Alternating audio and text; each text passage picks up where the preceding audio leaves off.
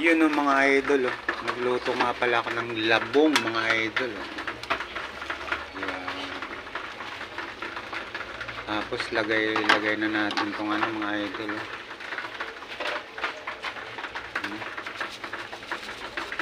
Yan. Yan ang sinahog ko mga idol no.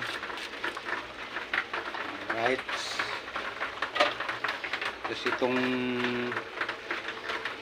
tawag dito mga idol, lamhay no. Saluyot ba mga idol? Yan. Mga idol no? Tapos antayin na lang natin maluto yung okra saka itong saluyot mga idol. So, okay na yan mga lods no. Sarap